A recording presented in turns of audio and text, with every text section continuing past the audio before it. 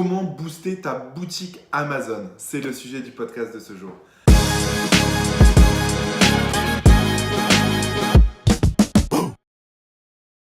Salut à toi et bienvenue sur ma chaîne YouTube. Aujourd'hui, on va parler de boost d'un compte Amazon et comment aujourd'hui on peut booster un compte Amazon pour qu'il soit beaucoup plus performant. Dis-toi une chose, c'est que moi j'aime bien faire le parallèle, c'est que Amazon c'est comme un moteur de recherche et du coup tes comptes Amazon c'est comme si c'était des sites.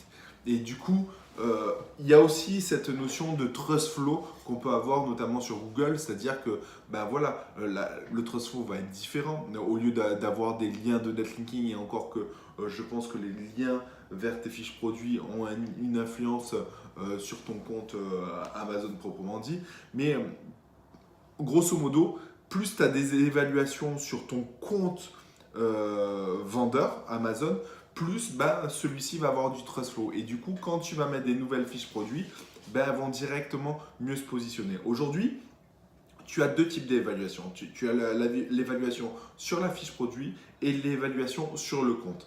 Et il faut pas, on néglige souvent les évaluations sur le compte et il faut vraiment demander aux clients qu'ils fassent des évaluations sur les deux, sur la fiche produit pour positionner la fiche produit et sur le compte pour pouvoir avoir ce trust flow qui est super important pour pouvoir se positionner de plus en plus vite quand vous allez rajouter une fiche produit.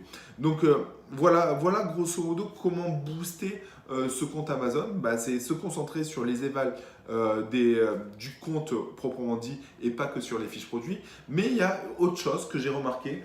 Là, je suis en train de tester sur un compte annexe de faire beaucoup de netlinking sur des fiches produits, sur le compte, etc.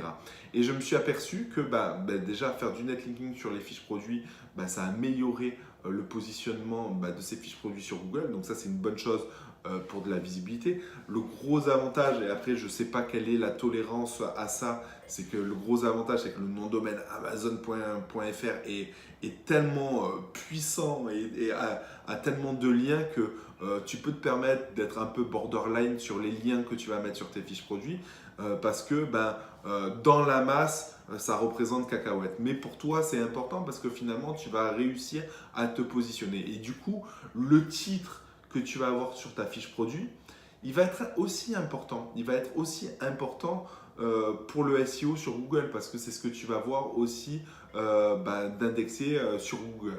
Donc il faut faire vachement attention à ça. Il faut essayer de, c'est vrai que mettre la marque au début, ce qu'on met sur Google au début, c'est bien pour Amazon, mais après pour Google c'est un petit peu moins bien. Donc essayez de mettre les mots-clés importants au début et que ça ne soit pas trop fouillis, que vous n'ayez pas un titre trop fouillé. Quelque chose aussi d'intéressant que j'ai remarqué, c'est que dès que vous vendez, dès que vous êtes positionné sur Google, et que vous générez du clic sur votre fiche produit, vous apparaissez quelques temps après sur Google Shopping. Donc ça, c'est intéressant et c'est à prendre en considération parce que du coup, vous avez une triple visibilité. Vous avez une visibilité sur Google, vous avez une visibilité sur Google Shopping qui est du Google AdWords finalement que Amazon paye à votre place et vous avez de la visibilité sur Amazon directement.